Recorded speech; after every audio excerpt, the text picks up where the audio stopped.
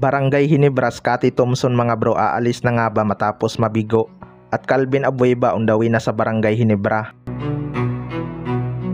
So wala ngang nag-i-expect mga bro na i-trade ng Magnolia si Calvin Abueva sa Northport, Batanguer. Pero marami ngang nakapansin na baka undawi na ito sa Barangay Ginebra at mag-stop over lang sa Batanguer. Alam naman nating may mga rumors na posibleng i-trade na ang ibang guard nitong Barangay Ginebra dahil siksika na nga sila at di na nagagamit ang iba.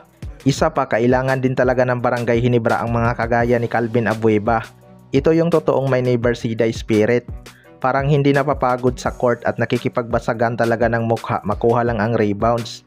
Kahit maraming Ginebra fans ang ayaw dito kay Calvin Abueva noon dahil sa pang-aasar nito, ngayon nga ay gusto na nila itong mapunta sa isang crowd favorite team na Barangay Ginebra. Hindi naman to magiging problema sa sistema ni Coach Tim Cone dahil hindi nga ito demanding sa bola.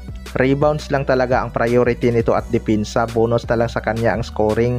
Gusto din ni Calvin Abueva maglaro sa Barangay Ginebra mga bro sa kanyang natitirang taon at handa nga siyang ibuhos dito ang kanyang 100% na laro.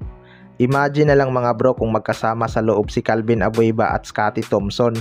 Malaki talaga ang chance na duduminahin ng dalawang ito ang rebounding.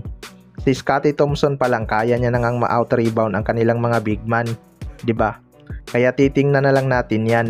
Sa kabilang banda naman mga bro, Scottie Thompson aalis na nga ba matapos mabigo? Ito ngang si Scottie Thompson ang isa sa mga masasabi kong source of energy ng Barangay Ginebra mga bro. Kahit tinatambakan ang Barangay Ginebra kapag nandyan si Scottie Thompson, malaki nga ang chance na kaya nilang makakambak.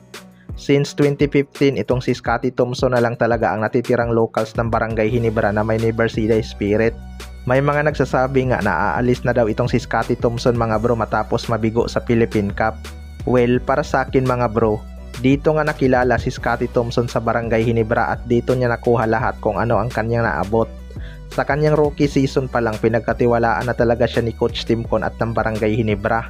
Hindi man ito umi-score ng 20 points per game, pero malaki nga ang kanyang nagiging impact partikular na sa kanyang mga teammate. Kung matatandaan yung mga bro, madalas ngang mag-triple-double itong si Scottie Thompson noon. Kaya marami ding nagulat noong may laro na hindi man lang nakakuha ng kahit isang rebound itong si Scottie. Pero malabo pa nga sa sabaw ng pusit na aalis itong si Scottie Thompson mga bro. Hindi nga papayag si Boss Alfrancis Chua na mapunta ito sa ibang team. Franchise player nga nila itong si Scottie Thompson at malamang sa malamang dito na to sa Barangay Ginebra magre-retiro. Malabo ding aalis itong si Scottie kung hindi siya i-trade ng Barangay Ginebra. Kayo mga bro, ano masasabi nyo tungkol dito?